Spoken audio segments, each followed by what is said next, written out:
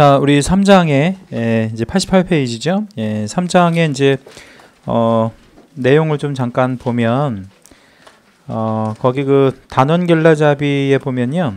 5문제에서 7문제 정도까지 나온다 그랬잖아요. 그래서 굉장히 많은 문제들이 출제가 되는데 오른쪽에 그 미리 보는 핵심을 좀 잠깐 보면 일단 등록 기준 중요한 편이고요. 그다음에 이제 결격사유가 이제 우리 과목에서는 제일 중요합니다. 그래서 중개사법에서 제일 중요한 거를 하나 꼽아라 그러면 결격사유예요. 결격사유가 단연 중요하고, 그러니까 이제 이쪽 장에서 또 중요하지만 전체적으로 제일 중요한 그런 겁니다. 이제 사무소의 종류를 또 이제 우리가 이쪽에서 다루어요. 뭐 주사무소, 분사무소, 공동사무소 뭐 이런 식으로 돼 있고, 그리고 이제 개업공인중개사의 업무의 영역을 또 이제 이쪽 장에서 다루는데 할 수 있는 일과 할 수 없는 일 뭐 이런 식으로 이제 나누어서 이제 우리 이제 볼 거고요. 그리고 이제 개업공인중개사 혼자 업무를 하는 거 아니잖아요. 그러면 누구를 고용해서 같이 하죠? 고용인, 고용인과 관련해서 뭐 여러 가지 책임져야 되는 이런 문제들이 또 여기서 다루어집니다. 한 장 넘겨볼게요. 90페이지.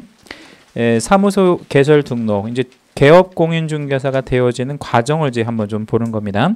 구조 1항 한번 읽어볼게요. 중개업을 영위하려는 자는 국토교통부령이 정하는 바에 따라 중개사무소 가로에 법인인 경우에는 주된 중개사무소를 말한다 라고 했는데, 여기서 말하는 주된 중개사무소라는 것은요 일반적인 회사로 말한다면 본점 같은 거라고 생각하시면 되겠고요. 그러면 주된 중개사무소의 상대적인 개념도 있어야 될 거 아니에요. 그 주된 중개사무소의 상대적인 개념은 분사무소라고 표현을 해요. 그러니까 이제 지점, 영업소 이런 개념도 있고요. 아무튼 그런 주된 사무소를 두려는 지역을 관할하는 시장, 군수, 구청장, 시장, 군수, 구청장을 합쳐가지고 뭐라고 그러냐면 등록관청이라고 한답니다. 아까 우리 전 시간에 자격증을 누가 교부했었었죠? 시도지사가. 근데 이번에는 등록은 시도지사한테 하는 게 아니고요. 등록은 어디다 한대요? 시군구, 시군구 줄여서 무슨 관청이요? 등록관청에다가 등록을 한대요. 그래서 그 정리 잘 해주셔야 돼요. 자격은 시도지사, 등록은 시군구, 이렇게 이해하시면 돼요. 자, 만약에 여러분 기준해서요, 여러분이 자격을 취득하셔가지고요, 서울특별시 강남구에서 등록을 한다고 가정해보죠. 그러면 자격증은 누가 교부하고 등록은 누가 해주는 거죠? 여러분 기준하면 자격증은 서울특별시장이 교부하고요. 그 다음에 등록증은 누가 교부하죠? 강남구청장이 교부하는 거죠. 꼭 그렇게 기억해 주시면 오래 담으실 수 있을 겁니다. 2항 가볼게요. 공인중개사, 가로의 소공은 제외하고요. 또는 법인이 아닌 자는 제1항에 의한 중개사무소 개설 등록을 신청할 수 없다 이랬습니다. 요거는 아닌 자는 없다 그랬으니까 부정의 부정이잖아요. 그럼 이게 긍정으로 바뀌는 거예요. 무슨 얘기냐면 뭐하고 뭐는, 그러니까 누구랑 누구는 등록을 할 수 있다는 뜻이에요. 공인중개사와 법인의 경우에는 등록을 신청할 수 있다, 뭐 이런 뜻이 되는 거죠. 근데 왜 이렇게 부정의 부정 말을 어렵게 썼냐면 가운데 소속공인중개사 때문에 그런 건데, 소속공인중개사는 제외한대요. 그 얘기는 소속공인중개사는 등록을 신청할 수 있다 없다? 없다는 거예요. 왜냐하면 소속공인중개사 자체가 뭐를 하나 가지고 있어요. 소속을 가지고 있기 때문에 그 소속을 가지고 있는 사람은 다시 등록을 이렇게 신청하면 소위 말해서 이중소속이라고 해가지고요, 처벌의 대상이 되기 때문에 안 돼요. 그러면 만약에 여러분이 소속공인중개사예요. 근데 개공이 되고 싶어요. 개공이 되려면 등록을 해야 되잖아요. 그럼 등록을 하고 싶으면 어떻게 할 수 있을까요? 소속공인중개사 신분을 내가 이제 어떻게 해야 돼요? 없애야 되겠죠. 그러면 회사에서 이제 사직하고 그 개업공인중개사 사무실에서 이제 사직을 하고 나와서 이제 공인중개사 상태에서 등록을 신청하면 되는 거죠. 그런 정도 이해해 주시면 되겠고, 하단에 보시면 이제 등록의 일반적 의의라고 되는데, 등록은 관청에서 가지고 있는 대장, 공부라 그랬죠. 다른 말로 그 공부에다가 기재하는 것을 이제 등록이라고 합니다. 이렇게 이제 등록이 되어지면 중개업을 할 수가 있는 거죠. 하단에 보면 이제 중개업 등록의 성질에서 중개업의 적법 요건이다 이런 말 되어 있는데 다른 건 모르셔도 되는데요. 거기 적법 요건에다가 채색 하나만 좀 해주시고요. 그건 좀 중요한 말이에요. 그래서 그 별표도 좀 하나 해주신 다음에 여백에다가 요거 하나 좀 적어 놓을게요. 무등록으로요. 등록 없이 그렇죠? 중개를 업으로 하는 자가 있다고 생각해 봅시다. 무등록으로 중개업을 하는 것 자체는 불법이죠, 그죠? 근데 이 무등록으로 중개업을 하는 사람이 거래 계약을 알선할 거 아니에요. 왜냐하면 중개한다라는 건 거래 계약을 할 수 있도록 도와주는 게 중개니까 그걸 업으로 한다면 거래 계약의 종류들이 많이 이제 나올 건데 이 거래 계약의 효력에 대해서 한번 제가 질문을 드려볼게요. 거래 계약의 효력은 유효 아니면 무효? 뭐 제가 무효가 될 만한 건 아무것도 말씀드린 적이 없잖아요. 그러니까 이 거래 계약의 효력은 뭐하다? 유효하다라는 겁니다. 유효. 그런데 유등록이라고 한번 바꿔볼게요. 등록을 하고 중개업을 했다. 뭐 이런 얘기죠. 그러면 위하고 아래의 차이는 어떤 차이가 있어요? 위에는 등록 없이 한 거고 아래는요. 등록하고 한 거잖아요. 그 차이만 있잖아요. 그러면 둘 중에 어느 것은 적법하고 어느 것은 불법이고 그래요. 불법, 적법. 위에는 불법이죠. 그러니까 무등록으로 중개업하는 것 자체가 불법적인 행위잖아요. 이거는 불법적인 행위란 말이에요. 무등록 중개업하는 게 불법이란 말이에요. 그런데 유등록으로 뭐 하는 것 자체가 업무를 하는 것 자체가 적법하죠. 그렇죠. 그러면 등록은 왜 하는 거냐면 적법해지기 위해서 한다 이런 얘기예요. 등록을 해야 적법해지니까 법을 위반하는 게 아니니까. 근데 결과는 동일해요. 무슨 얘기냐면 거래계약이 파생될 테고요. 거래계약은 유효 무효? 유효. 그러니까 거래계약의 효력은 언제나 유효해요. 무슨 얘기냐면 중개하는 자가 불법이냐 적법이냐는 따지지 않고요. 거래계약의 효력은 언제나 유효한 거예요. 그렇죠? 거래계약은. 그래서 이렇게 이제 시험에 줄 수 있다는 거예요.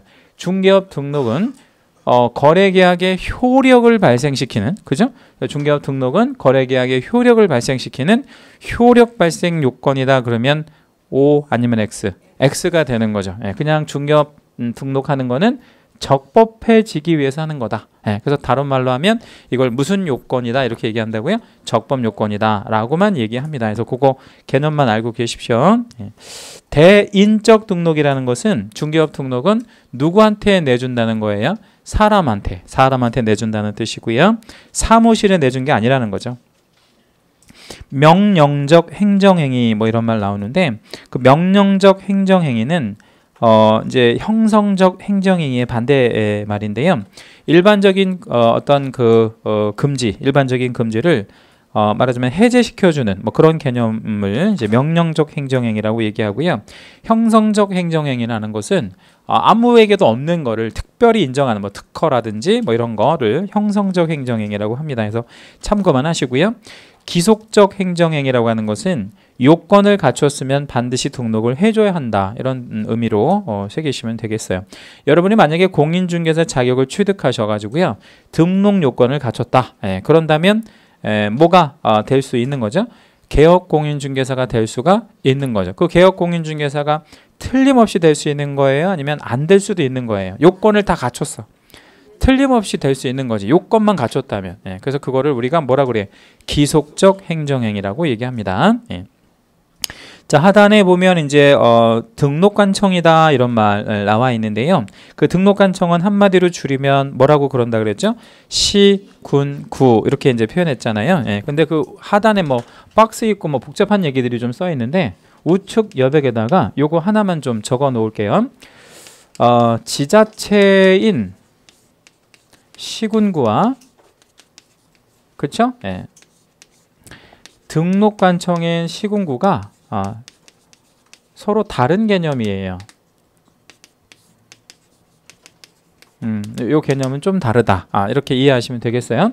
그러니까 지자체라는 건 이제 지방자치단체 뭐 이런 얘기 있잖아요. 예. 근데 여기서 어떤 개념이 다르냐면 시하고 구는 동일하고요. 여기서 시구는 동일한데 이 구가 조금 달라요. 구가 여기서 이제 말하는 구와 여기서 말하는 구는 조금 다른 구다. 이렇게 생각하시면 될 건데 이 구는요. 이 구는 반드시 지방자치단체인 구여야 해요. 그러면 여기서 말하는 구는 무슨 시 산하의 구여야 하냐면요. 특별시, 광역시, 그렇죠? 산하의 구여야 해요. 특별시와 광역시, 산하의 구만 여기에 들어갑니다. 그럼 대표적으로 무슨 구가 여기에 들어가냐면 강남구. 자, 강남구는 지방자치단체인 구죠. 그죠? 그러니까 왜 강남구는 지방자치단체인 구냐면 강남구 상위의 개념이 뭐죠? 강남구 위에가 뭐야? 어디 강남구예요? 서울특별시, 서울특별시 산하의 구잖아요. 그러면 자 부산광역시 해운대구, 이거 지자체인가요? 지자체 아닌가요? 지자체죠. 뭐 그런 개념이에요. 근데 여기서 말하는 구는요, 어떤 구를 말하는 거냐면요, 모든 구를 다 말해요. 그러니까 모든 구를 생각하면 돼요. 모든 구. 모든 구에는 이런 강남구도 들어가지만요, 이런 구도 들어간다는 거죠. 예를 들어 볼게요. 강남구도 등록관청이지만 우리 영통구라고 하는 동네가 있어요. 영통구에 이제 삼성전자가 있죠. 영통구가 그 행정구역이 어디 영통구일 것 같아요? 경기도 수원시 영통구거든요. 수원시 영통구. 그럼 수원시는 특별시나 광역시가 아니잖아요. 그죠? 보통의 시잖아요. 근데 아무튼 뒤에 뭐로 끝나면, 구로 끝나면 무조건 등록관청이 되는 겁니다. 구로 끝나면. 그 대신 지방자치단체인 구하고 등록관청인 구는 조금 다른 구다. 이렇게 생각을 하고 계셔야 됩니다. 그러면 이런 걸 비자치구라 그래요. 비자치구. 그럼 얘는 뭐가 되는 거예요? 자치구가 되는 거고 얘는 비자치구. 정확한 차이점은 자치구는 의회가 있는 거고요. 의회. 그러니까 누가 구청장을 뽑아? 강남구청장을 누가 뽑아요? 시민들, 구민들이. 근데 영통구청장은 구민들이 뽑는 게 아니에요. 그럼 누가 영통구청장을 시장이, 수원시장이 임명하는 그런 개념으로 이해하시라고. 그래서 모든 구청장은 다 등록관청인데 지자체인 구하고는 조금 다른 의미가 있다는 거 알고 계시면 되겠어요. 자, 하단 보시면 92페이지. 등록을 신청하는 거는 현행법상 누구하고 누구만 된다 그랬냐면요. 누구하고 누구만 된다 그랬죠? 공인중개사하고 법인. 누구도 안 된다 그랬어요. 아까는 소속 공인중개사도 안 된다 그랬죠. 근데 이제 우리나라에서 누가 등록을 한번 해본 적이 있었다고 그랬냐면 변호사가 우리 2006년도에 한번 등록을 한번 신청해 본 적이 있었는데 결론적으로 말하면 변호사 자격을 가지고는 중개업 등록을 할 수 있다 없다? 없다. 그러면 변호사가 중개업하고 싶으면 방법이 아예 없는 건 아니에요. 어떻게 하면 되겠어요? 변호사가 공인중개사 자격을 취득해서 하는 것까지 막을 수는 없죠. 근데 지금 어떤 로펌에서 이제 법인인 변호사죠. 로펌에서 무슨 업을 하려고요? 중개업을 하려고 지금 선언을 했는데 그걸 한번 이제 협회 쪽하고 이제 이렇게 아마 소송을 붙을 거예요. 그래서 큰 이제 싸움이 한번 있을 거고 제가 생각할 때 한 3년 정도는 걸릴 것 같아요. 이것도 한 3년 걸렸는데 왜 이게 3년 걸렸냐면 거기 사건 번호 잠깐 볼까요? 판례 맨 마지막에 사건 번호가 뭐라고 돼 있어요? 거기 92페이지 사건 번호 2003-2 이렇게 돼 있죠. 2003-2가 접수가 몇 년에 됐다는 거예요? 2003년도에. 근데 그 판결문이 언제 나왔어요? 앞에 2006년. 몇 년 걸렸다는 거예요? 3년 걸렸다는 거죠. 그러니까 대법원까지 가려면 보통 3년 걸리거든요. 그러니까 로펌에서 이제 뭐 준비하고 이제 중개업 이렇게 하려고 이제 선언했을 거 아니에요. 그러면 올해부터 시작한다면 아마 그 한 3년 정도는 걸려가지고 이제 결판이 날 건데 아무튼 뭐 그 결판은 우리가 걱정할 문제는 아니고 협회에서 잘 이제 방어할 거니까 여러분 이제 그런 걱정하지 마시고 여러분 걱정이나 하시면 되겠어요. 우리 걱정이 중요하잖아요, 그죠? 우리가 이제 자격 따는 게 중요한 거니까. 그래서 현재까지 봤을 때는 그 2006년도 판례가 있기 때문에 공인중개사들한테 굉장히 유리하고 변호사들한테 중개업을 허용한다는 것 자체가 법리적으로 봤을 때 말이 안 되고요. 만약에 그거가 허용이 된다고 한다면 여러분은 국가를 상대로 손해배상 청구 소송을 제기할 수 있어요. 왜냐하면 이거 공인중개사만 된다라고 생각하고 공인중개사만 중개업할 수 있다라고 알고 이 시험 봤잖아요. 근데 뭐 변호사 되고 법무사 되고 말 그대로 아무나 다 될 것 같으면 이 시험을 여러분들이 뭐 할 필요가 없는 거야. 준비할 필요가 없는 거잖아요. 그런 걸 상대로 해서 국가를 상대로 손해배상 청구할 수 있기 때문에 국가가 그렇게 호락호락하지 않단 말이에요. 그러니까 이 경우는 변호사들이 패소할 가능성이 일단 농후하니까 걱정 안 하셔도 됩니다. 자, 하단 내려보시면 이제 중개업 등록의 기준을 좀 보는데 여기 중개업 등록의 기준은 개인이 해야 하는 기준과 한 장을 잠깐 넘겨보세요. 거기 표 밑에 보면 2번에 법인이 개설 등록하는 기준 이렇게 해서 두 가지로 나눠지는데 개인이 해야 하는 그 기준은 보통 시험에 물어보지 않아요. 그러니까 이거는 모르셔도 되고요. 법인이 해야 하는 기준 6개가 있는데 1번부터 6번까지 이게 굉장히 중요해요. 그래서 이건 출제 확률은 100%니까 여기다 우리 별표를 좀 2개 해주시고요. 뭐 거의 암기하는 정도의 수준으로 생각하셔야 돼. 매년 물어보는 거니까 6가지를 잘 알고 계셔야 됩니다. 요거를 잘 이해하시면 개인들이 갖춰야 되는 기준은 저절로 알게 됩니다. 6개 한번 제가 먼저 드리고 설명을 좀 하나씩 드릴게요. 자, 우리 중개법인이 되려면 첫째, 무슨 사유에 해당되어지지 않아야 하냐면 결격 사유에 해당되어지지 않아야 하는데요. 일단 결격 사유가 뭔가가 조금 궁금하실 수 있기 때문에 그 결격 사유에 대한 얘기를 좀 잠깐 좀 보여드릴게요. 결격 사유가 뭔가. 여러분 손으로 잡으시고 107페이지 한번 잠깐 가보세요. 107페이지 한번 가보시면 거기가 이제 10조의 결격 사유, 뭐 등록의 결격 사유 이렇게 나왔잖아요. 거기 보면 뭐 미성년, 금치산, 한정치산, 파산 선고 받고 복권되지 아니한 자, 사후에 보면 뭐 금고 이상의 실형 선고를 받고 3년이 경과되지 아니한 자, 뭐 이런 거 쭉 나오잖아요. 그런 것 중에서 12가지를 결격 사유라고 얘기를 하는데 그것 중에서 하나라도 걸리면 등록이 된다, 안 된다? 안 된다는 거예요. 그걸 결격 사유라고 얘기를 합니다. 이게 이제 우리 법에서는 가장 중요한, 제일 중요한 거라고 아까 말씀을 드렸는데 일단 이제 나중에 다시 보기로 하고 94페이지로 한번 다시 와보세요. 94페이지 오시면 법인이 일단 뭐에 해당되면 등록할 수 없다는 거예요.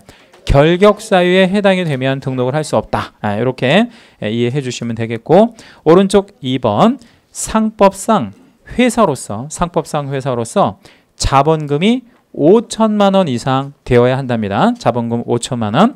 자본금이라고 하는 것은 미리 가지고 시작하는 돈을 말합니다. 미리 가지고 시작하는 돈. 그 다음에 3호에 보니까 법 14조. 14조는 다음 주에 배울 건데 14조 규정된 업무만을 영위할 목적으로 설립된 법인일 것이라고 표현했습니다. 그 얘기는 무슨 얘기냐면 중개법인은 상법상 회사라 그랬잖아요. 그럼 회사를 설립할 때 무슨 목적이라는 게 있어야 되겠어요? 설립 목적. 그 설립 목적이 뭐예요? 중개업을 위해서 만들어지는 그 목적 안에서만 해야 된다. 이런 얘기 되는 겁니다. 그래서 그 14조 업무가 밑에 이제 중개업 포함해가지고 7개, 밑에 이제 6개를 겸업 업무라고 얘기를 하는데 그런 거 말고 다른 업무를 하면 안 된다는 거죠. 예를 하나 들어볼게요. 우리 저 쌍용건설이 있잖아요. 쌍용건설. 그렇죠? 쌍용건설. 그럼 쌍용건설은 건설회사죠. 주식회사 쌍용건설이니까. 그럼 건설회사면 이 건설회사는 뭐 해야 돼요? 건설해야지. 건축에 관련된 일을 해야 되잖아요. 근데 경기가 안 좋으니까 건축은 안 하고요. 쌍용건설에서 사채업을 한다. 예를 들어서. 해도 돼요? 하면 안 돼. 안 되는 거죠. 왜 안 돼요? 이거는 그 건설회사의 설립 목적하고 맞지 않잖아. 그러면 쌍용건설이 꼭 하고 싶어. 사채업을. 그러면 방법이 아예 없는 건 아니에요. 어떻게 하면 되겠어요? 법인을 없애버리고요. 없애버리고 뭐를 만들어? 뭐 쌍용 사채, 주식회사 쌍용 사채 뭐 이런 거 만들어 가지고 사채업 해도 되겠죠. 그런 거 할 수 있잖아. 그 대신 그 주식회사 쌍용 사채 해놓고 건설업 하면 돼, 안 돼? 안 되는 거죠. 그렇게 목적에 맞는 일을 해야 된단 말이에요. 우리 중개 회사는 목적이 뭐예요?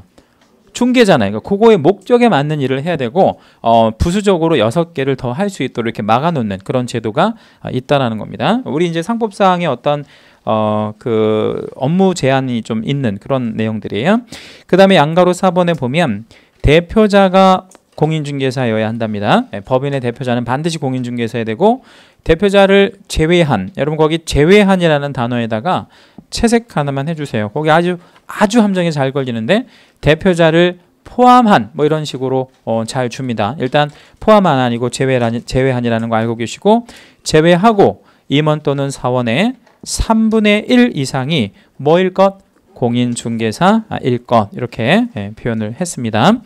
일단 뭐 설명은 좀 이따 다시 드리도록 하고 5호 넘어가 볼게요. 뒷장 넘어가시면 5호 대표자, 임원 또는 사원 전원 및 분사무소 책임자가 실무 교육을 받았을 것이라고 했어요. 그러니까 교육을 받아야만 등록을 할 수가 있는데 질문 하나 드릴게요. 여기서 말하는 사원이라는 단어가 나오면, 제가 지난주에 사원이라는 단어가 한 20문 정도 나온다고, 20군데 나온다 그랬잖아요.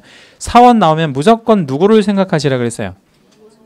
무한 책임 사원을 생각하시라 그랬어요. 무한 책임 사원이에요. 신입 사원이나 수습 사원을 말하는 게 아니라 무한 책임 사원. 그러니까 한없는 책임을 지는 사람이다, 이런 얘기죠. 무한 책임 사원. 그러면 무한 책임 사원은 직급이 높은 자, 낮은 자. 높은 자, 얼마나 높은 자냐면 가장 높은 자, 오너급이라고 말씀드렸어요. 그래서 오너들은 다 교육받아야 됩니다.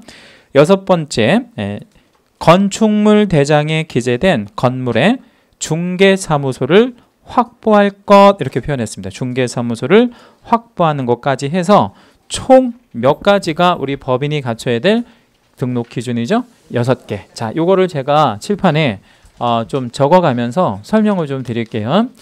요거를 좀 제목을 중개법인 등록 기준, 요거를 같은 말로요.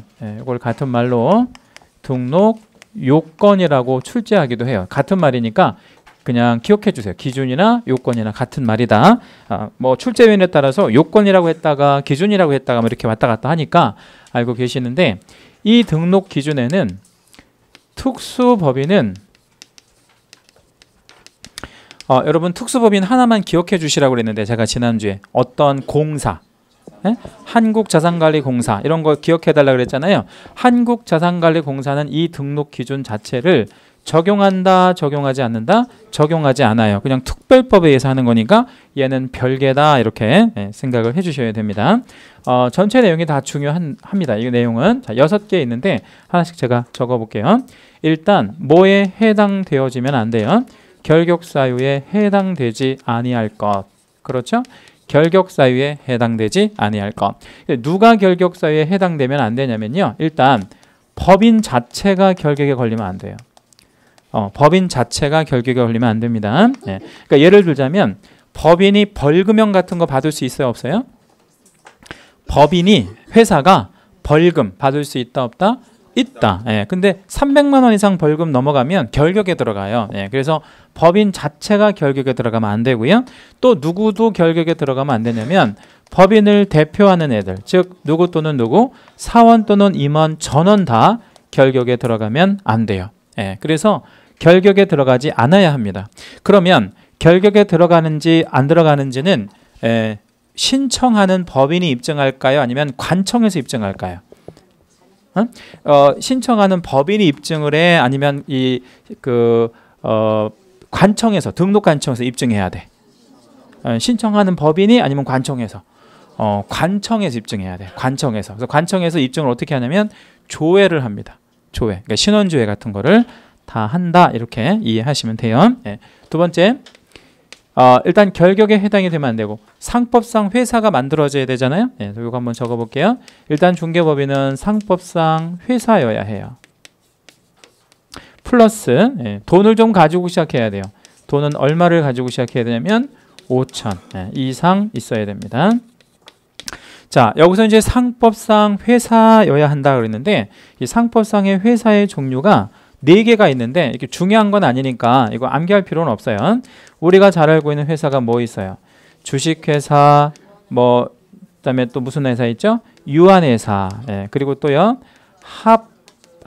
합명회사, 예, 그리고 합자회사 이렇게 네 가지 회사가 이렇게 있습니다. 암기할 필요 없어요. 자본금은 얼마 이상이라고 그랬죠? 5천 이상. 예, 근데 이 자본금 5천만 원에서 이 숫자 5천만 원은 기억을 좀 해주셔야 되는데, 예, 뭘 기억해 달라고 하는 거냐면 우리 법인이 처음에 가지고 시작하는 돈이 얼마? 5천. 예, 그럼 이거는 말 그대로 뭘로 가지고 있어야 돼?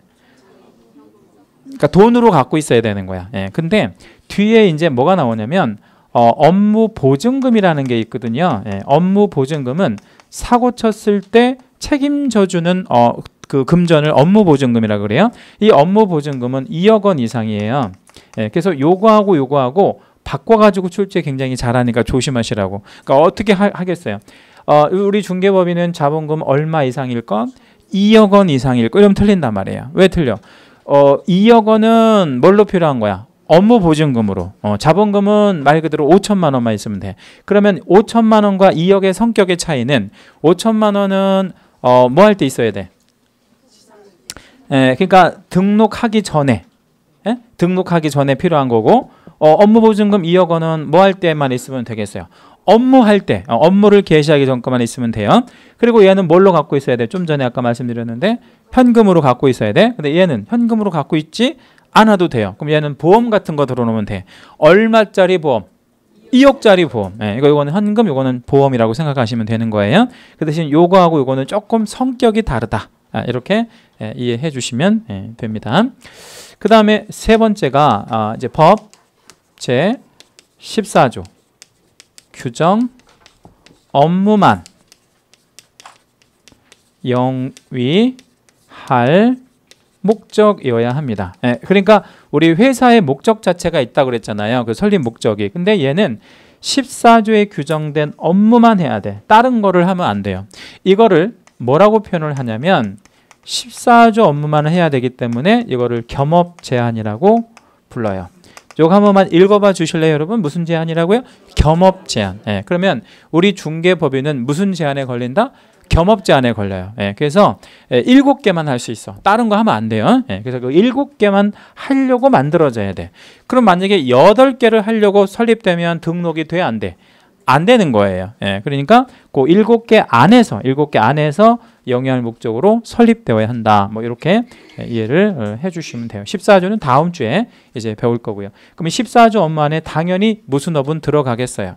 중개업은 당연히 들어가겠고 그 외적인 것도 몇 개 더 있다. 6개. 네, 그렇게 여러분 정리해 주시면 되겠고요. 사후. 일단 제일 중요한 건 사후가 다 중요하지만 특별히 사후가 제일 중요합니다. 대표자가 법인의 대표가 뭐여야 하죠? 공인중개사이어야, 한자로 제가 사자 쓴 겁니다. 대표자는 공인중개사이어야 합니다. 그리고 제가 플러스라고 써볼게요. 그리고 and 대표를 포함하고 아니면 제외하고? 대표를 제외한 사원 또는 임원의 몇 분의 몇 이상이 3분의 1 이상 공인중개사이어야 합니다. 자, 근데 이게 뭐냐면 이런 뜻이에요. 우리 법인의 대표는 몇 명 있어야 되는 거죠? 에?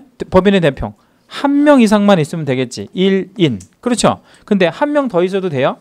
예, 그러니까 1인 이상이라고 해볼게요. 그냥 공동대표도 되지만 1명은 일단 있어야 돼. 근데 그 1명이 뭐가 있는 사람이어야 해. 자격이 있어야 됩니다.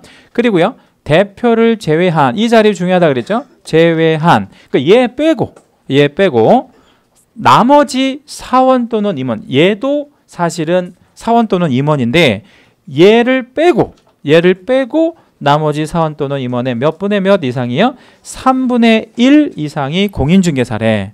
그러면 최소 몇 명 더 있어야 돼? 자격이 있는 사람. 잘 생각해봐요. 몇 명 더 있어야 돼? 3명 아니면 1명? 잘 보세요. 3분의 1이래. 3명 중에 1명 꼴이래. 그러면 제가 원하는 답이 뭐냐면 자격이 있는 사람이 몇 명 더 있어야 되냐 이거야. 얘 말고. 1명만 더 있으면 되지. 3명에 1명 꼴로 있으면 되니까. 그럼 여기는 1인만 더 있으면 되는 거죠. 그죠? 예. 그러면 얘랑 합쳐볼게요. 이거 플러스 한다 그랬으니까 얘랑 합치면 최소 우리 법인은 자격 있는 사람 몇 명 필요해? 2명이 필요해. 최소 2인이 필요하단 말이에요. 그러면 1인 회사 될 수 있다 없다? 1인 회사. 공인중개사 자격 있는 사람 혼자서 중개법인이 될 수 있다 없다? 없어요. 왜 없어? 최소 2명은 돼야 돼. 1인 회사라는 건 만들어줄 수 없습니다. 최소한 자격 있는 사람은 2명이 필요하다는 거 알고 계시면 돼요. 그래서 2명만 있으면 뭐 만들 수 있다? 회사, 우리 법인 만들 수 있다. 이렇게 이해하시면 돼요. 혼자서는 그러면 뭐밖에 안 되네? 개인인 개공 밖에는 안 되고 법인이 되려면 최소한 2명이 필요합니다. 만약에 사원 또는 임원이 6명이래. 그럼 몇 명 필요하죠? 6명이면 2명 필요한 거지. 6명이면 2명, 9명이면 3명. 이렇게 이제 필요한 거죠. 그런 정도까지 기억해 주시면 되고요. 자, 다섯 번째. 실무 교육 받아야 돼요. 교육 받아야지. 실무 교육 이수.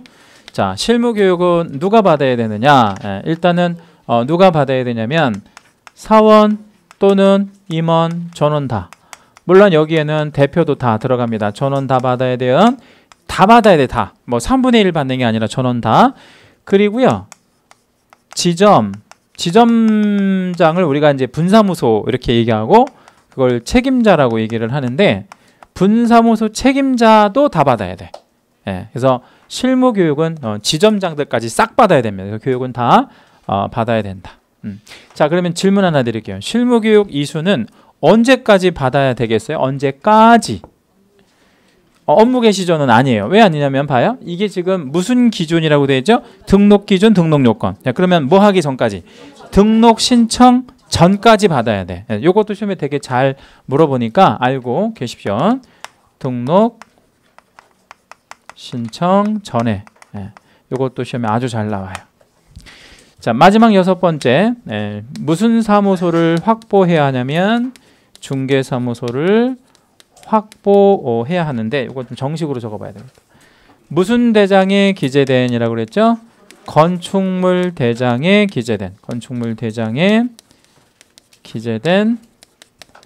중개사무소를 확보해야 합니다.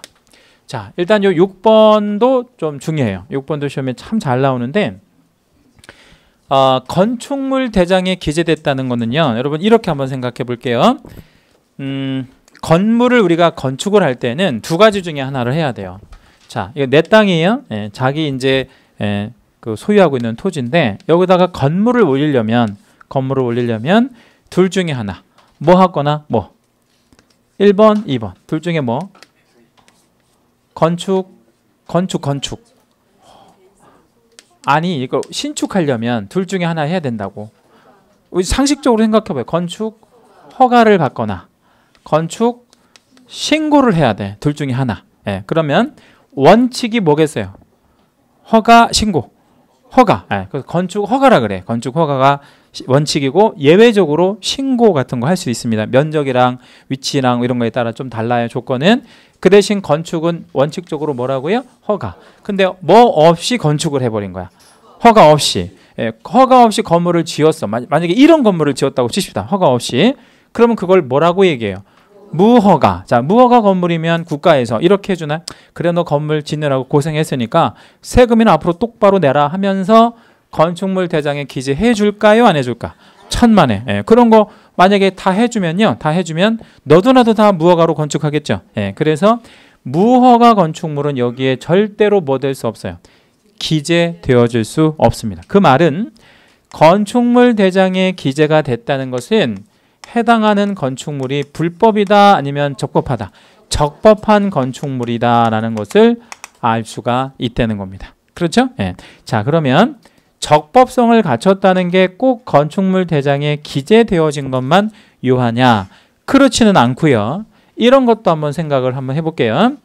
기재도 말하자면 적법성을 갖췄지만 이런 것도 한번 생각해 볼게요. 사용 승인이 되어졌다. 이렇게 이제 나오는 거야, 시험에. 그럼 사용 승인이 됐다는 얘기는 허가해 줬을까 안 해줬을까? 허가해 준 거예요. 그리고 사용 승인을 해줬다는 건 무슨 뜻이에요? 이 건물에 들어가서 사용하는 거 문제 없다 이런 뜻이잖아. 그러면 사용 승인된 건축물도 건축물 대장에 기재된 것처럼 적법성을 갖추고 있다라고 봅니다. 예, 그래서 이런 거 다, 즉 건축물에 기재된 것도 되지만 뭐 떨어진 것도요. 사용 승인, 뭐 준공 검사라든가 이거 다 마찬가지예요. 관청에서 승인을 해줬다 그러면 이거는 써도 좋다라는 뜻이고 건축물 대장에 기재된 것이다라고 생각하시면 돼요. 근데 요 사용 승인이 되어졌다는 게 또 시험에 좀 잘 나오니까 알고 계시고, 아무튼 정리하면 무허가 불법 건축물에는 중개사무소 등록이 된다 안 된다? 안 된다. 절대로 될 수 없습니다. 그리고 중개사무소를 확보하라 그랬잖아요. 예, 그러면 중개를 하는 공간, 중개를 하는 장소를 확보하라고 한 게 아니고요. 사물을 보는 장소를 확보하라 그랬잖아. 그죠? 그럼 얘는 뭐가 맞아야 돼요? 사물을 보는 장소를 확보하라 그랬으니까 뭐가 맞아야 되겠어요? 용도가 맞아야지. 용도. 그래서 용도 적합성이 필요해요. 용도가 적합해야 돼. 용도 적합성이라 그래요. 예.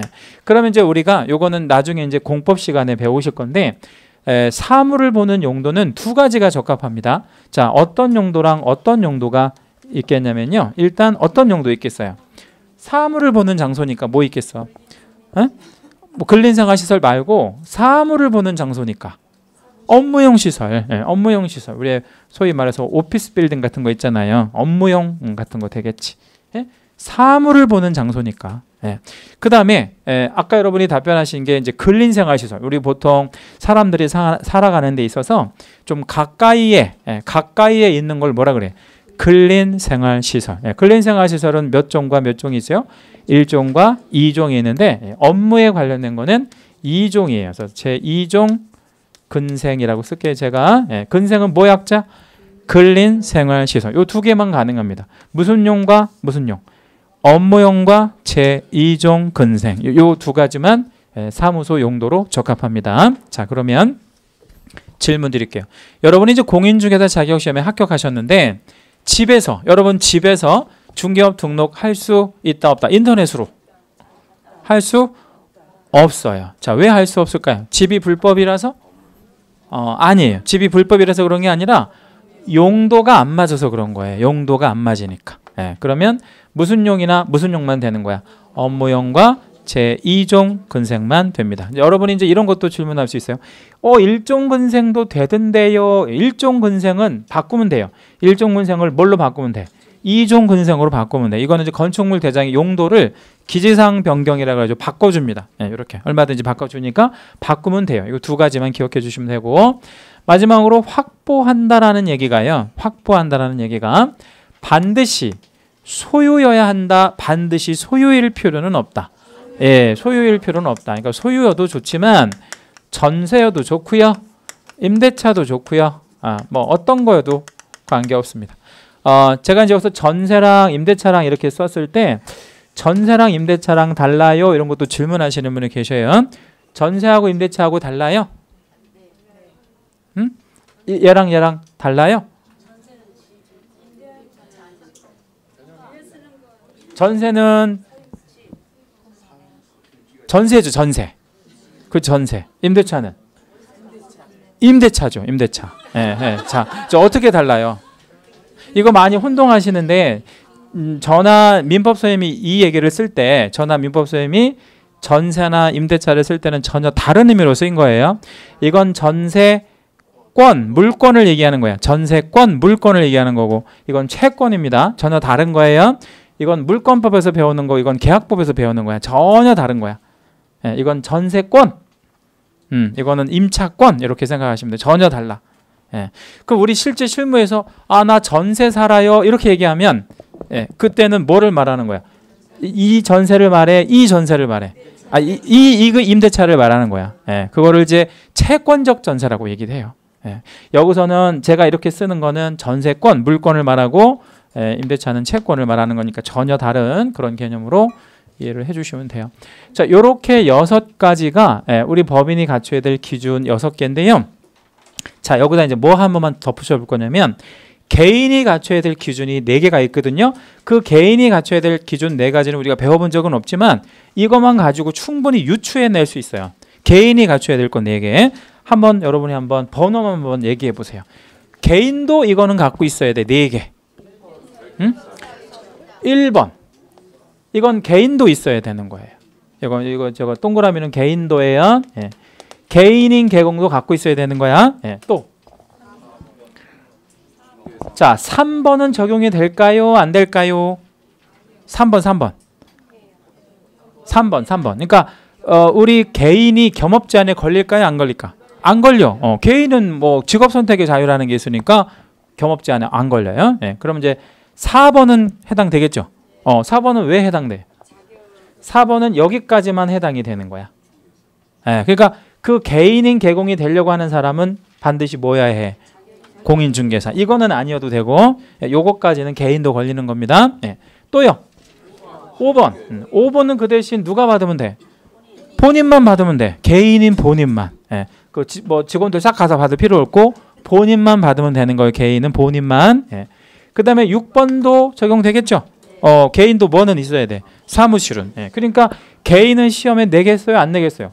안 내. 어차피 이게 다 중복되니까. 그래서 항상 내는 건 법인만 낸다. 그래서 법인 아주 중요하니까 잘 기억해 주시면 되고요. 출제확률은 100%라고 아까 말씀드렸습니다. 잘 기억해 주시고요. 자, 이제 98페이지 쪽으로 한번 가볼게. 98페이지 쪽으로 가시겠습니다. 이제 중개사무소 개설 등록 신청 이제 이렇게 있는데 등록 신청은 어디다가 이제 이렇게 해야 하냐면 아까 어디다가 이제 등록을 신청한다고 그랬죠? 시군구, 시군구에 신청을 해야 되고요. 하단에 쭉 내려가 보시면 등록 신청 시 구비 서류 이렇게 이제 있는데 1번 신청서 내야 됩니다. 그리고 실무교육 수료증 내야 되고요. 반명 한 판 사진 한 장 내야 되는데 사진은 왜 낼까요? 그 본인인지 아닌지 확인하려고 그러는 게 아니고요. 응? 사진 갖고 본인 확인하면 안 되잖아요. 아니 얼굴 때문에 그런 게 아니고 그 등록증에 붙여주려고 그러는 거야. 붙여줘. 다시 돌려줍니다. 사진은 뭐 자기가 뭐 인물이 좋은가 뭐 이거 보려고 하는 게 아니라 붙여서 다시 줄 거예요. 반환해 줍니다. 그리고 사무소 확보했다라는 걸 증명하는 서류. 예를 하나 들어볼게. 임대차한 물건이에요. 임대차한 물건이야. 그러면 사무소 확보를 증명한 서류가 뭐 있어요? 임대차 계약서. 이 건물이 내 거야. 그러면 내가 뭐를 입증하면 돼? 내 건물이야. 소유권을 뭐로 입증해? 이제 등기사항 증명서 떼내면 되겠죠? 등기사항 증명서 이렇게 떼내면 돼요. 그 다음에 오른쪽에 동그라미 5번을 좀 한번 읽어볼 건데요. 다음에 확인 서류 해놓고 누구에 한한다 이렇게 돼 있어요. 외국인과 외국 법인에 한한다 이랬잖아요. 이게 이제 무슨 얘기냐면 일단 외국인도 중개업할 수 있다 없다? 있다. 자, 그런데 여기 칠판 잠깐 보세요. 외국인이나 외국 법인이 이거를 하는 데 있어서 우리나라 공무원이 가장 문제가 될 만한 걸 한번 찾아보세요. 자, 여러분이 공무원이야. 여러분이 그 구청 공무원이거든요. 근데 제가 외국인이거나 외국 법인인 거야. 근데 여러분한테 등록을 해달라고 이렇게 신청한 거야. 근데 여러분이 봤을 때 업무적으로 가장 문제가 될 만한 게 뭐겠어요? 6개 중에서. 가장 문제가 되는 거 얘예요. 왜 가장 문제가 될까요? 그러니까 내국인은 문제되지 않아요. 내국인은 어디에다가 조회하면 다 나와. 그러니까 이제 전과 같은 거 있는지 없는지를 조회하는 게 결격이잖아요. 그러면 우리 내국인 같은 경우에는 어디에다가 협조를 요청하면 해주도록 돼 있냐면 경찰청에다가. 근데 한국 사람은 전과 기록 다 갖고 있잖아요. 그 데이터베이스 갖고 있으니까 다 조회된단 말이야. 근데 누구에 대한 기록은 없어. 외국인이나 외국 법인. 그럼 그걸 어떻게 해야 되느냐? 이런 문제 나오잖아요. 그래서 이렇게 생각하셔야 돼. 외국인이나 외국 법인은 우리나라 관에다가 뭔가를 신청할 때요. 우리나라 관청에서 이거를 입증하는 게 아니라 조회할 수 없잖아. 그러니까 외국인이 입증을 해줘야 돼. 뭐라고? 이제 대한민국에서 말하는 소위 결격 사이에 내가 뭐 하지 아니함을 해당하지 아니함을 외국인이 입증해야 돼. 그러면 외국인 본인이 입증해 아니면 자기 나라 정부 즉 외국 국가에서 입증을 해줘야 돼. 얘가 입증한다고 하면 이건 거짓말일 수도 있잖아. 그러니까 외국 정부에서 이걸 입증을 해줘야 되거든. 그러면 외국 정부에서 발행하는 그 입증 서류를 내야 되는데 이 서류를 복사본을 내면 또 안 되잖아요. 그러니까 원본을 내야 되는데 그게 원본이지 아닌지를 확인하는 어떤 그 증표가 있어요. 그거를 거기 보면 소문자 B의 세 번째 줄 가운데 보면 이런 말 나오죠. 해당 국가의 아포스티오 이렇게 돼 있죠. 거기다 채색 하나만 할게요. 그게 시험에 곧잘 나옵니다. 해당 국가의 아포스티오. 그 해당 국가의 아포스티오라는 게 뭐냐면요. 우리나라는 태극 문양에 스탬프 하나 찍어주거든요. 우리나라는 태극 문양에 스탬프 하나 찍어주는데 여러분 여권 있잖아요. 여권 맨 앞에 뭐 도장 찍혀 있는 거 있죠. 예, 그게 아포스티오예요. 우리나라 태극 문양 도장 찍힌 거. 그러면 어떤 문서에 우리나라 태극 문양에 스탬프를 찍어주면 그 문서는 원본이다 아니면 사본이다. 원본. 예. 근데 우리나라는 이제 태극 문양 스탬프고요. 미국 애들은 어떻게 찍어줄 것 같아요? 미국을 상징하는 동물이 뭐야? 독수리. 예. 독수리 스탬프 찍어주면 미국은 원본이 되는 거죠. 그래서 이거를 아포스티오가 부착된 서류를 내야 되는데 시험에 물어보면 아포스티오는 내국인은 낼 필요가 있어요, 없어요? 없어요. 누구만 내는 거야? 외국인. 예, 그것만 좀 기억해 주시면 돼요. 나머지는 특별히 모르셔도 되고요. 하단 내려오시면 이제 등록관청의 등록의 거부. 아까 우리 중개업 등록은 기속적 처분이라고 그랬잖아요. 기속적 처분. 예, 그런데 언제나 반드시 해줘야 하는 것이 아니라 네 가지 예외적으로요. 이런 경우는 반려를 해야 되는 경우가 있어요. 해주면 오히려 안 되는 경우가 있다는 거예요. 이해만 하시면 돼요. 첫 번째, 공인중개사 또는 법인이 아닌 자가 등록을 신청한 경우. 이거는 반려해야 되겠죠? 거기 끝에다가 가로 한번 열어주시고요. 예를 들어서 누가 신청하면 반려해야 돼? 아까 말씀드렸잖아. 변호사가. 이것도 시험에 곧잘 나옵니다. 변호사가 등록을 신청하면 해줘 반려한다 그랬죠, 그죠? 왜 반려해야 돼요? 공인중개사가 아니니까요. 예, 그러니까 당연히 반려해야지, 그렇죠? 예. 그래도 자꾸 해달라고 하면 해줘 안 해줘? 해주면 안 되지. 예, 지금 자꾸 이번에도 한번 해보겠다는 거잖아요. 예, 근데 이제 해주면 안 되는 거고. 두 번째, 중개사무소 개설 등록을 신청한 자가 제10조 1항 각 호의 어느 하나에 해당되는 경우, 즉 결격에 해당이 되면 반려.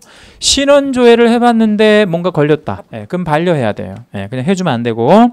그 다음에 세 번째, 등록 기준에 적합하지 아니했다. 예를 들어서 교육을 받아야 되는데 교육을 안 받았다 그럼 반려. 그죠? 교육 안 받았다 반려해야 되고요. 4번에는 그 밖에 이 법이나 다른 법령에 따른 제한에 위반되는 경우라고 했는데요. 뒷장 잠깐 넘겨볼게요.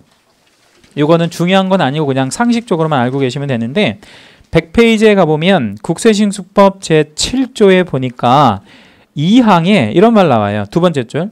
국세 체납액이 얼마 이상일 때요. 500만 원 이상일 때.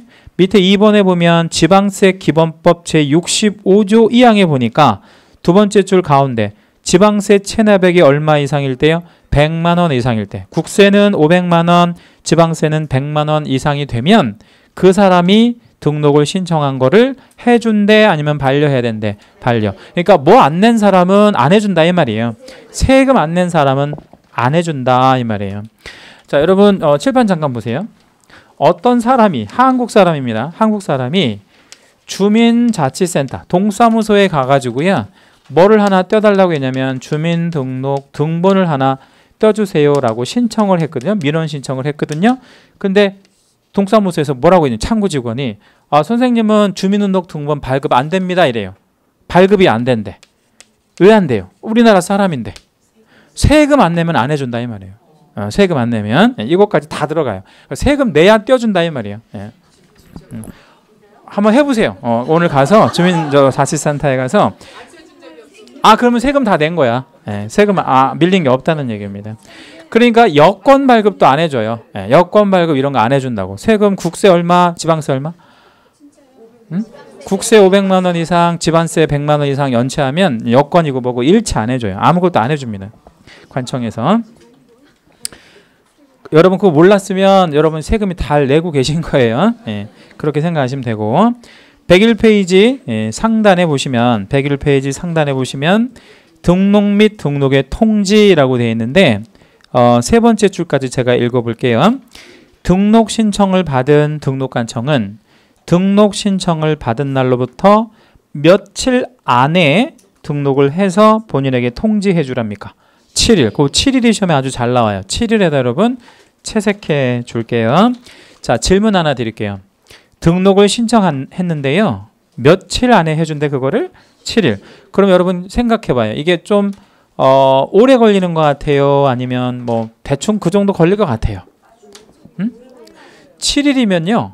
굉장히 긴 시간이죠. 7일이면 비행기 타고 다니면 세계 일주도 할 수 있는 요즘 같은 때는. 그죠? 예. 뭐 대륙 다 돌아다니는데 7일이면 왔다 갔다 할 수 있잖아. 그냥 비행기만 타고 왔다 갔다 하면. 근데 7일이면 엄청난 그 기간인데 오래 걸리는 거 맞죠? 근데 왜 오래 걸리냐면 이런 것 때문에 그래요. 이런 거 확인해 보느라고. 뭐 같은 거 있는지 없는지. 결격사유. 신원조회를 구청에서 하는 게 아니라 경찰청에다가 이제 요청해 가지고 이제 서면으로 요청하고 서면으로 다시 받고 또 이런 것도 확인이 돼야 돼. 이런 거. 건축물 대장에 기재된 중개사무소를 확보했는지 현장에 한번 나와 봅니까? 안 나와 봐도 되나요? 예?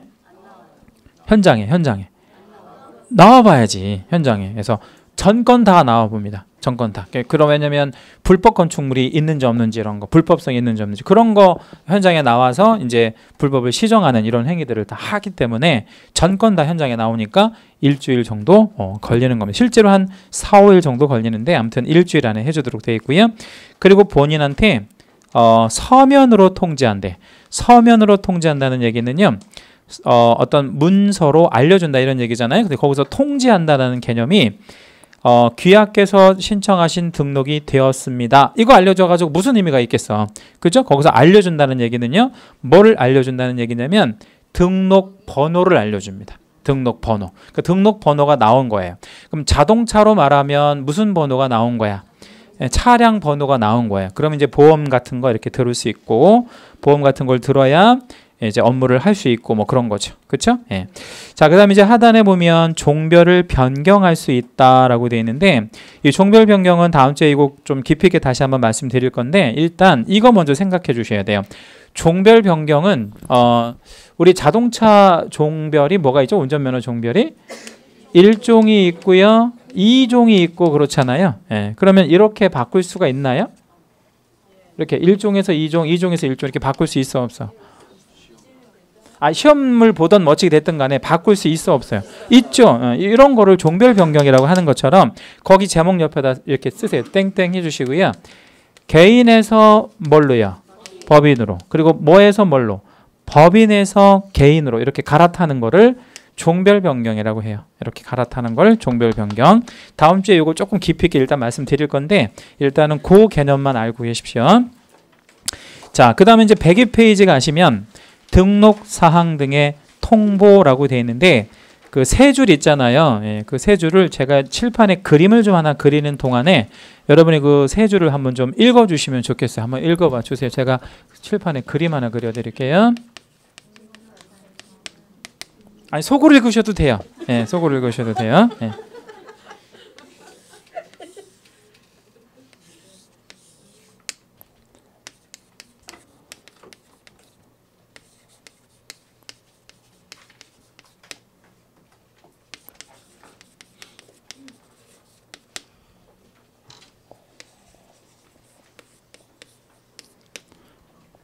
자, 다 읽으셨나요? 예, 칠판 한번 볼게요. 예. 자, 갑은 공인중개사거든요. 공인중개사 자격이 있는 사람입니다. 예, 근데 이 자격이 있는 사람이 강남구에다가 등록을 신청해 봤어요. 등록을. 예. 그런데 이 갑은 등록 요건을 다 갖췄어요. 세금 연체한 적도 없습니다. 그러면 강남구에서는 등록을 해줘요? 안 해줘요? 반드시 해줘야지. 등록 요건을 다 갖췄다면 반려사유도 없으면 등록을 해줍니다. 그럼 갑의 신분이 이제 뭐로 바뀐 거예요? 개업 공인중개사로 바뀌었어요. 근데 이제 정확하게 표현하면 공인중개사인 개공으로 바뀐 거지. 그렇죠? 예. 그럼 이미 뭐가 하나가 있는 거죠? 이미 뭐가 하나 있는 거야? 등록이 하나가 있잖아요. 그런데 굉장히 이게 영업이 잘 되는 거예요. 장사가 잘 되는 거야. 막 한 달에 3,000씩 찍어요. 그래가지고 어떻게 생각했어 얘가? 하나를 더 하고 싶은 거예요. 요번에 이제 26회 시험에 합격한 우리 저 제자분 중에 한 분이 이런 일이 실제로 있어서 제가 사례 잠깐 말씀드릴게요. 남편이 성남에서 중개업을 하고 계세요. 분당에서. 근데 돈이 되게 많이 잘 벌린대요. 근데 돈이 얼마나 잘 벌리냐면 세금이 너무나 아깝대요. 세금이 너무나 아까워가지고요. 세금 많이 내는 거야. 그래서 그 부인한테 요번에 공부를 하라고 시킨 거야. 부인한테. 우리 여기 학원에서 작년에 합격하신 분 중에 한 분이야. 그래서 부인이 요번에 합격을 했어. 근데 왜 남편은 자기가 자격이 있는데 왜 부인한테 다시 따라고 했을까요? 사무실을 법인으로 하려고 한 거 아니에요. 사무실 하나를 더 내면 돈이 많이 들어가잖아. 어떻게 하려고 그럴까? 그거를 이제 공동사무실이라 그래요. 그러니까 사무실을 운영 경비는 똑같이 들어가는데 등록만 2개를 걸어놓는 거야. 누구 거, 누구 거. 남편 거, 부인 거. 이렇게. 그럼 계약서를 2개로 써버리는 거예요. 무슨 얘기인지 아시겠죠? 그래서 계약서를 2개로 쓴다는 게 무슨 얘기냐면 세금 계산서를 발행을 해달라고 하는 세금 계산서를 발행해달라고 하는 손님이 있어요. 그러면 남편 걸로 끊어. 예를 들어서. 그리고 세금 계산서를 발행하지 않아도 되는 사람이면 부인 걸로 끊어요. 그렇죠? 그러면 남편 거는 어차피 세금 계산서를 발행을 한 부분이니까 일반 그 사업자로 일반 그 과세 사업자로 이제 이렇게 사업자 이제 등록을 해 놓는 거고 부인은 관이 과세로 세금을 안 내도 되는 형태지. 그러니까 그 부가가치세 이런 거. 그러니까 그렇게 해 놓고 경우에 따라서 이게 이제 그 기준이 제가 알기로 4천만 원인가 그런 걸로 알고 있거든요. 4,800? 그 연 매출이 4,800이랍니다. 그럼 4,800만 원까지만 누구 걸로 끊어?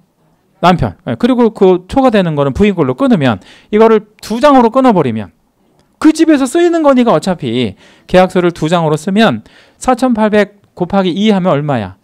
9,600만 원까지는 잘하면 세금 안 내도 되겠네. 안 내거나 덜 내도 되겠네. 그래서 부인한테 하라고 하는 그런 경우도 있단 말이에요. 근데 이 사람은 그게 아니고 강남구에서 중개업이 잘 되니까 어디에 가서 하나를 더 해본 거예요. 영통구에 가가지고요. 하나를 더 해본 거야. 여기서 등록을 이렇게 신청했어요. 근데 중요한 건 영통구청장이 이 사람이 등록이 있는지 없는지 안다 모른다. 모른다는 거예요. 이 사람이 등록이 있는지 없는지 몰라. 그렇죠? 그럼 등록을 해주면 안 돼. 얘가 개공인지 아닌지 모른다고요. 자, 그러면 해줘 안 해줘? 해줘야지. 왜 해줘야 돼요? 모르니까 해준다고. 그럼 이게 한 사람이 등록을 몇 개 가졌어? 2개. 이걸 이중 등록이라고 하는데 이중 등록하면 되겠어요? 안 되겠어요? 안 되겠지. 이런 건 돼? 안 돼? 이건 돼. 이건 왜 되고 이건 왜 안 돼? 이거는 전혀 다른 사람 거의 자격을 갖고 하는 거잖아요. 이건 되는 거야. 근데 이거는 한 사람이 2개의 등록을 하는 건 공정한 행위가 아니잖아요. 그렇죠? 그러니까 이거는 불법이라고. 그런데 중요한 건 이 2가지 이중 등록을 한 것을 강남구청장도 모르고 영통구청장도 모른다는 데 있어요. 이게 전산적으로 조회가 안 돼요. 이게 심각하잖아. 그래서 이거를 얘네들이 하는 일을 얘네들이 뭐야? 등록관청이 하는 일들을 알려주래. 어디에다가? 무슨 협회? 공인중개사 협회에다가 알려주래. 자, 언제까지 알려주래요? 다음 달 10일까지. 다음 달 10일까지 알려주래요. 그러면 얘가 이중 등록인지 아닌지 언제 잡혀? 다음 달 10일 날 잡혀요. 왜 잡혀요? 협회에서는 알 수 있어. 왜 협회에서는 이걸 알 수 있어? 모든 등록관청이 그 등록한 내용을 다음 달 10일까지 다 통보해 주잖아요. 그러니까 협회는 다음 달 10일 날 알게 됩니다. 이거 알게 됐으면 협회가 어떻게 하겠어요? 이제 관청에다가 알려주겠죠. 뭐라고 알려줘요? 얘 무슨 등록했다고? 이중 등록. 그럼 이제 어떻게 해야 돼요? 강남구는 이 등록을 취소. 그럼 영통구는 하나 나왔으니까 그대로 둔다. 얘도 취소시켜야 된다. 취소. 둘 다 취소. 그리고 3년간 업무를 할 수가 없어요. 그 대신 이런 거는 관계없는 겁니다. 둘이 하는 거는 관계없어요. 두 부부가 하는 건. 자, 오른쪽 103페이지 오시면 개설 등록 신청서 서식이 있는데 그 개설 등록 신청서 밑에 보니까 무슨 신고서하고 같이 돼 있네요. 인장 등록 신고서하고 같이 돼 있죠. 예, 그러면 최초 등록을 신청할 때 뭐랑 같이 할 수 있다라고 돼 있죠. 인장 등록이랑 같이 할 수 있다. 근데 인장 등록이랑 무조건 같이 해야 돼? 아니면 따로 하면 안 돼요? 따로 해도 돼요? 따로 해도 돼요. 예, 따로 해도 되는데 같이 할 수도 있다. 이렇게만 이해해 주고 계시면 됩니다. 104페이지 넘어갈게요. 104페이지 4번에 보면 등록의 효력 소멸이라고 되어 있는데요. 일단 등록은 영속성을 가져요. 여러분 한번 등록을 갔잖아요. 예, 그러면 4가지 원인이 없는 한 등록의 효력은 계속해서 유효합니다. 계속해서 유효한데 첫째, 사망이 되거나 두 번째, 해산이 되거나 아니면 폐업되거나 취소. 다시 한번 읽어볼게요. 사망, 해산, 폐업, 취소. 요 4가지 원인만 없으면 자, 4가지 다시 뭐라고요? 사망, 해산, 폐업, 취소. 요 4가지 원인만 없으면 중개업 등록은 계속해서 유지됩니다. 뭐 중간에 갱신 제도 같은 게 없기 때문에 계속해서 유효하다라고 생각하시면 됩니다. 자, 오른쪽 105페이지 하단에 보면 무등록 중개업. 무등록 중개업은 말 그대로 등록 없이 중개업을 하는 것을 말하고요. 거기에 보면 뭐 부정 등록이랑 이중 등록이랑 뭐 이런 말들이 나와 있는데 우측 보조단에다가 그림 하나만 그려 놓을게요. 예. 자, 무슨 등록이랑 무등록이랑 그 다음에 부정 등록이랑 이중 등록이랑 이 3가지가 나왔는데 모두 다르다는 거예요. 얘네 셋 다가. 그렇죠? 네, 자, 어떻게 다른지 보여드릴게요. 여러분 무등록은요. 글자 그대로 뭐야? 등록을 안 한 거야. 그럼 등록이 있어? 없어? 없어요. 얘는 무예요. 무. 등록이 없다는 뜻이 없을 무. 부정 등록은 등록을 했대 안 했대? 했어요. 유등록이야. 유예요. 있을 유. 있는데 등록이 어떻게 된 등록이야? 부정하게 한 등록이야. 자, 이중 등록은 등록이 있어 없어? 있어. 근데 2개나 있잖아요. 유등록에 들어갑니다. 자, 일단 무등록과 유등록의 차이가 다르죠. 그렇죠? 네, 일단 차이 있고. 그럼 부정 등록과 이중 등록의 차이는 뭐겠어요? 부정 등록과 이중 등록의 차이. 정확한 차이가 있는데. 자, 이중 등록은 이중으로 한 거죠.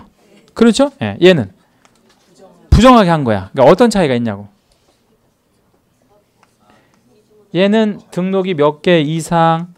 2개 이상. 얘는 등록이 몇 개? 1개. 차이 나죠? 차이 난다고. 이건 1개 됐다는 거야. 근데 이거는 2개 이상인데 이거는 1개라는 뜻이고요. 그러면 둘 중에 뭐가 더 나빠요? 나쁜 걸로만 치면. 응? 네, 둘 중에 나쁜 걸로만 치면 뭐가 더 나빠? 이중 등록이 더 나쁘죠? 왜요? 2개나 했으니까. 예. 근데 처벌 내용은요. 얘가 오히려 3년 2천이고요. 얘는 1년 1천에 들어가는데 이유가 뭔가를 한번 보여드릴게요. 부정 등록은 자격이 있는 자가 없는 자가 없는 자가 뭔가 위조해가지고 등록한 거예요. 예, 이건 잘못된 등록이야. 쉽게 말하면 의사 면허 없는 사람이 수술하면 돼 안 돼? 안 되죠. 예, 그런 거랑 똑같은 거야. 예, 이런 거. 근데 이중 등록은 무슨 얘기냐면 우리 만약에 그 내과 의사가 수술할 수 있어 없어요? 내과 의사가 없어요. 수술은 외과 의사만 하거든요. 예, 근데 내과 의사가 수술했다고 했을 때 의사 면허 없는 사람이 수술한 것보다는 덜 나쁘잖아요. 이거는 뭐는 있는 사람이야. 그러니까 자격은 있는 사람인데 등록을 2개 한 거니까 처벌의 수위가 낮아집니다. 요거 한 번만 읽어봐 주실래요? 3년 이하의 징역 이나. 예, 요거 중간에는 이나로 읽어요. 이나. 이거는요. 2천만 원 이하의 벌금. 자, 요거 한번 읽어봐 주세요. 1년 이하의 징역 이나 1,000만 원 이하의 벌금형이 됩니다. 자, 그러면 형벌은 요 2개밖에 없어요. 우리 과목에서 3년 2천, 1년 2천. 자, 그럼 무등록 중개업은 형벌이 몇 년 몇 천일 것 같아요? 무등록 중개업. 둘 중에 하나야. 2개밖에 없다 그랬잖아. 예? 1년 1 아니면 3년 2. 여러분이 결정한 대로 할게요. 얼마? 3년 2천. 3년 2천. 많이 잘못한 거죠? 자격 없이 한 거잖아, 이거. 심하게 처벌해야지. 예. 그래서 이렇게 기억해 주시면 되고요. 얘도 시험에 되게 잘 나오는 개념들이니까 알고 계십시오. 무등록, 부정등록, 이중등록은 모두 다르다. 예, 이렇게 기억해 주시면 됩니다. 자, 그 다음에 이제 뒤에 넘어가시면 무등록 중개업의 처벌은 아까 말씀드린 대로 3년 2천으로 처벌이 된다 이렇게 말씀을 드렸고요. 107페이지 넘어가면 결격사유가 있는데 결격사유는 다음 주에 볼 거니까 일단 넘어가 보고요. 몇 페이지로 한번 가보시냐면 119페이지. 결격사유는 다음 주에 볼 겁니다. 119페이지 넘어가 보고요. 제3절 등록 중에 교부 뭐 이런 말 나와 있는데 11조 1항 한번 읽어볼게요. 등록관청은 제9조 규정에 의한 중개사무소 개설 등록을 한 자에 대하여 국토교통부령이 정하는 바에 따라 등록증을 교부해야 한대요. 질문이요. 전 시간에 자격증은 누가 교부했죠? 시도지사가. 지금 등록증은 누가 교부한대요? 뭔 또 국장이 교부해. 등록증은 누가 교부한다고 그랬어요? 등록관청이 교부한다 그랬지. 근데 이제 국토부령이 정하는 바에 따라서 교부할 건데 등록관청이 교부하는 거죠. 그죠? 그러면 다시 한번 말씀드릴게요. 자격증은 누가 교부? 시도지사. 등록증은 등록관청. 뭐 혹은 시군구 해도 좋고요. 뒷장 넘겨보시면 등록증 샘플이 그와 같이 생겼어요. 이 등록증은 벽에다가 걸어야 합니다. 벽에다가 걸고 업무를 뭐 하는 거냐면 개시, 업무를 개시하는 거다. 이렇게 정리해 주시면 되겠어요. 자, 일단 여기까지가 이제 오늘 우리 진도 범위인데요. 오늘 배우신 거를 그림 한 장으로 좀 다시 한번 정리해 봐 드릴게요. 여러분 교재 몇 페이지 좀 잠깐만 가봐 주시냐면 맨 뒷장에 한번 가보시면 그림이 하나 나올 겁니다. 그러니까 423페이지. 423페이지. 요 그림만 보고 마칠게요. 423페이지입니다. 거기 중개업 등록의 개설 절차 그림 나오죠? 요 그림에다 우리 별표 3개만 좀 할게요. 이 그림이 굉장히 중요한 그림이에요. 그래서 이 그림을 자주 이렇게 들여다 보셔야 돼. 그래야 우리 과목에서 함정 걸리는 것들을 잘 찾아낼 수 있습니다. 별 3개 줄 수 있고요. 한번 봅니다. 맨 좌측부터 볼게요. 등록을 신청하려면 제일 먼저 뭐를 먼저 확보해야 된대? 기준. 법인 다르고 개인 다르고 그러죠? 등록을 신청합니다. 등록 신청은 어디다 하지? 시군구. 그러면 이제 거부 사유가 없으면 등록을 해서 본인한테 통지해 줘야 되잖아요. 며칠 안에 해준다 그랬어요? 7일. 7일 안에 이제 통지를 해주고 그 통지를 해줬다는 거는 무슨 번호를 알려줬다고요? 등록번호. 그럼 이제 무엇 가입할 수 있어? 보험 같은 거. 이걸 이제 보증 설정이라고 얘기를 하는데 그 보증 설정 시기가 굉장히 중요합니다. 보증 설정 시기에다 여러분 채색 하나만 해주세요. 보증 설정 이렇게 되어 있는 거. 그러면 이 보증 설정은 등록 먼저, 보증 먼저. 등록 먼저, 보증 먼저. 등록 먼저. 선등록 후 보증한다라는 거예요. 그래서 잘 알고 계시라고 등록 번호가 나와야 보험을 가입할 수 있어요. 개인은 혼자 하는 거니까 1억짜리 들어요. 개인은 혼자 하는 거니까 1억짜리 들고요. 법인은 최소한 몇 명 이상이 하는 거죠? 2명. 그래서 2억 원 이상을 가입해야 되고요. 밑에 분자는 뭐냐면 분사무소를 말하는 건데 분사무소 하나 설치할 때마다 얼마 이상? 1억 뭐 이렇게 설정해야 되고요. 그 보증이 설정되어진 걸 확인해 보고 관청에서는 뭐를 교부한대요? 등록증. 그걸 이제 걸어놓고 걸어놓는 거를 두 자로 뭐라 그래? 개시. 개시하고 업무를 뭐 하면 돼요? 개시. 이제 업무를 시작하면 됩니다. 업무 개시는 아무 때나 하는 게 아니고 3개월 이내에 업무 개시를 해주면 됩니다. 자, 그러면 업무 개시 요건이라고 여러분 생각되어지는 거 4개가 있거든요. 한번 찾아볼게요. 그 그림에서 업무 개시 요건이라고 생각되어지는 거 4개. 그 그림상에서. 일단 업무 개시 요건에 해당이 된다고 생각되는 거 4개 있다고 말씀드렸어요. 자, 첫 번째 뭐? 순서대로. 업무 보증. 업무 보증이 업무 개시 요건이에요. 그죠? 보증을 해야 업무를 개시하잖아. 두 번째. 등록증 교부 받는 거. 등록증 교부가 또 업무 개시 요건이죠. 세 번째 뭐야? 개시하는 거. 자, 마지막 하나 남았어요. 뭘까요?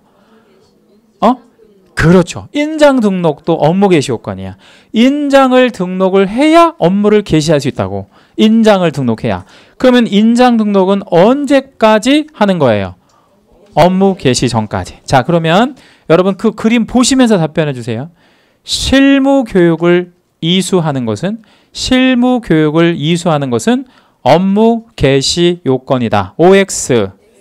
말도 안 되는 소리예요. 왜 말도 안 되는 소리야? 예, 실무 교육을 받는 거는 등록 요건이야. 실무 교육을 받는 건 등록을 하려고 하는 거지 업무 개시를 하려고 하는 게 아니라고. 그렇죠? 예. 여기서 그런 식의 문제들이 굉장히 많이 나옵니다. 예. 그래서 이 그림을 완벽하게 여러분 걸로 숙지를 해 주시면 됩니다. 예. 거기서 이제 뭐 그 유등록, 무등록은 등록의 통지를 받았느냐 안 받았느냐 여기에서 이제 갈라지고 등록 전에 업무하면 무등록이고 등록만 됐다고 해서 막바로 업무하게 되면 안 되고요. 업무 보증이랑 뭐 등록증이랑 게시물까지 다 걸고 해야 되는데 보증 없이 업무하면 등록이 취소될 수 있다는 뜻이에요. 등록이 취소될 수 있다는 것을 뭐라고 표현하냐면 상대적 취소 뭐 이렇게 얘기를 하고요. 등록증 없이 업무하면 업무정지, 그리고 게시물도 게시하지 않고 업무하면 100만 원 이하의 과태료 뭐 이런 식으로 단계별로 제재가 약간씩 낮아지는 뭐 이런 부분이고요. 요 그림은 대충 암기를 좀 하고 계시면 굉장히 많은 문제들을 여러분들이 맞출 수 있어요. 그러니까 최소한 3문제 정도는 여기 그림에서 걸리니까 요 그림을 잘 숙지하셔야 됩니다. 다음 주에 여러분 뵙도록 하고요. 오늘 가셔서 그 복습하실 분은 책을 읽어보는 것보다는 기본서에 나와 있는 문제를 좀 풀어보는 게 훨씬 효과적일 거예요. OX 문제라든지 그 객관식 문제 이런 거 풀어보셔도 됩니다. 자, 여러분 다음 주에 뵙겠습니다. 수고하셨습니다.